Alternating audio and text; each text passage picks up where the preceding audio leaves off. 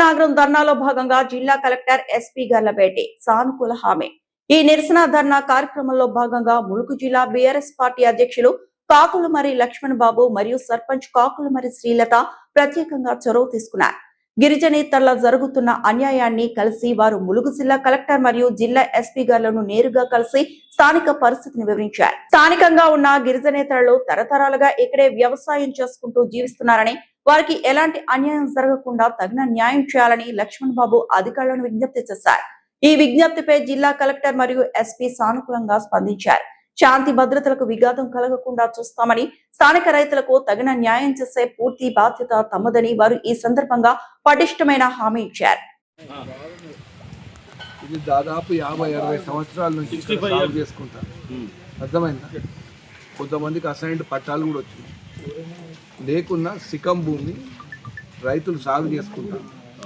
సాగు చేసుకునే దాని మీద ఎవరో దౌర్జన్యంగా వచ్చి ఎక్కడోళ్ళో మా స్థానిక గిరిజనుల్లో మా స్థానిక గిరిజనులు ఎవరన్నా ఉంటే వాళ్ళతో కూర్చొని మాట్లాడుకునే పరిష్కారం ఏదైనా ఉంటే ఆలోచించుకునే వాళ్ళు, కానీ ఎక్కడి నుంచో వచ్చి ఇక్కడ చేయడం అనేది చాలా దారుణం అని ఎవరు కూడా దీన్ని యాక్సెప్ట్ చేయరు.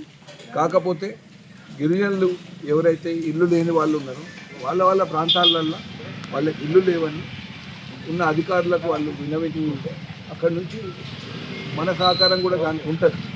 కానీ 50-60 సంవత్సరాల నుంచి సాగు చేసుకునేటోళ్ళ దగ్గర దట్టు అక్కడ ఇల్లు కట్టే పరిస్థితి లేదు. ఎందుకంటే అది మొత్తము శిఖం భూమి, వ్యవసాయం చేసుకుంటాను మాత్రమే, దాని వరకు అది పర్మిట్ ఉంటుంది. ఆల్రెడీ ఈరోజు కలెక్టర్ గారిని కలవడం జరిగింది, ఎస్పీ గారిని కలవడం జరిగింది. అందుకే నాకు లేట్ అయింది ఇక్కడ రావడం ఫస్ట్. ఎందుకంటే అధికారుల దగ్గర మనం ఫస్ట్ తేల్చుకొని రావాలి. ఎందుకంటే ఎట్లన్నా వీళ్ళందరూ ఇవాళ ఉన్నారు, చాలా క్లియర్గా ఉన్నారు. ఎస్పీ గారు కూడా కలెక్టర్ గారు కూడా ఎట్టి పరిస్థితులల్లో ఇట్లాంటి ఎన్క్రోచ్మెంట్స్ అలౌ చేసే పరిస్థితుల్లో లేరు, చెయ్యరు. చేసినా మేము మనందరం మళ్ళీ దాన్ని ప్రతిఘటించాల్సిన అవసరం ఉంది. మీతో పాటు మేము ఉంటాం, దాంట్లో డౌట్ లేదు. ఎవరైతే లేని గిరిజనులు ఉన్నారో వాళ్లకు సంబంధించిన దాంట్లో వాళ్ళ గ్రామాల్లో ఇక్కడ ఎటున్నారం అనేది ఇక్కడ ఉన్నోళ్ళకు, ఇక్కడ అవసరం ఉంటే ఇక్కడ వాళ్ళకి ఇచ్చారు. లేని వాళ్ళకి ఎవరికన్నా ఉన్నదంటే వాళ్ళ గ్రామాలల్లో వాళ్ళు అప్లై చేసుకోవాలి. అది ప్రభుత్వంతో మనం కూడా తప్పకుండా సహకరిస్తాము. మన బీఆర్ఎస్ పార్టీ తరఫున ఒక గ్రామంలో ఈ ప్రాంతంలో ఒక పెద్ద మనిషిగా నేను కూడా తప్పకుండా వాళ్ళు ఎంబడి ఉంటాం. కానీ అది వాళ్ళ ప్రాంతాల్లో చేసుకోవాలి. వాజేడు, వెంకటాపురము, మహబూబాదు ఇవన్నీ నుంచి వచ్చి ఇక్కడ లేరా? ఇక్కడ అయితే ఎనీ కాస్ట్ మీ భూములు ఎవరు కూడా తీసుకునే ప్రసక్తే లేదు. దానికి ప్రభుత్వం కూడా ఇట్లాంటి చర్య తీసుకుంటుందని నేను అనుకుంటలేను. గౌరవ మంత్రివర్యులు కూడా ఈరోజు అక్కడనే ములుగుల కనబడ్డారు.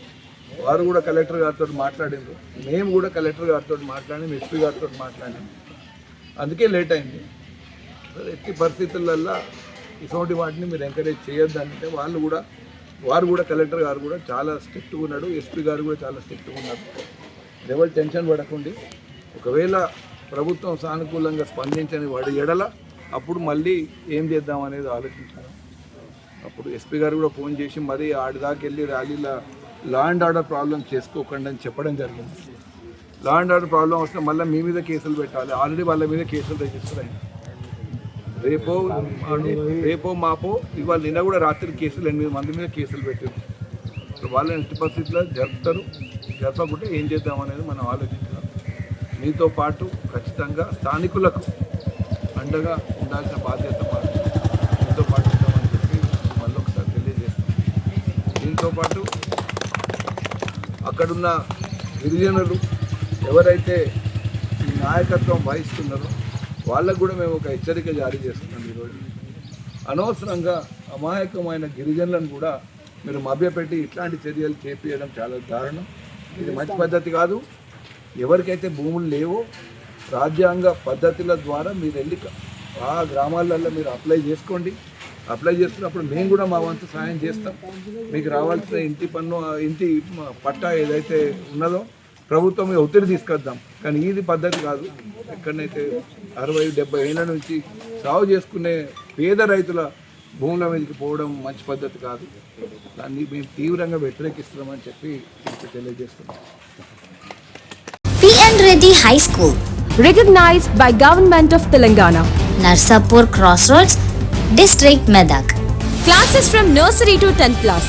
English medium, ప్రశాంత వాతావరణంలో నెలకొని అన్ని వసతులతో ఉన్న విశాలమైన స్వంత భవనం, కాలుష్యరహిత గ్రీన్ క్యాంపస్.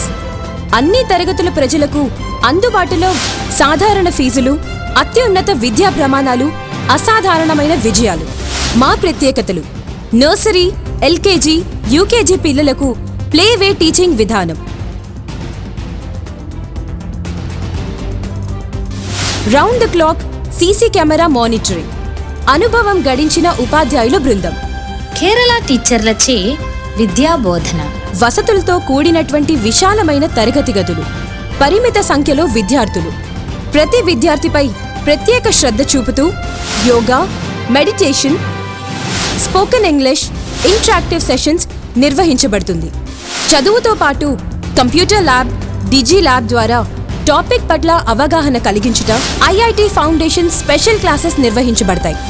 ప్రతి ఏటా ఎస్ఎస్సిలో 100% రిజల్ట్ సాధించి ప్రభంజనం సృష్టిస్తున్న విద్యా సంస్థ P.N. Reddy High School. Science lab, science fair, art fair నిర్వహించుట, సాంస్కృతిక కళలు, డాన్స్, డ్రామా, గేమ్స్ నిర్వహించుట మరియు సోషల్ యాక్టివిటీస్లో పార్టిసిపేట్ చేయించుట,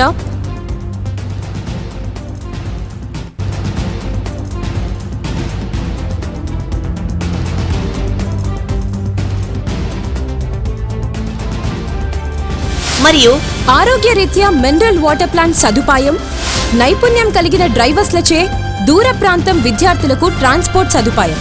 అన్ని వసతులు కలిగిన విద్యా సంస్థను దర్శిద్దాం. మన పిల్లల బంగారు భవిష్యత్తుకు చక్కటి పునాది వేద్దాం. అడ్మిషన్లు ప్రారంభమైనవి.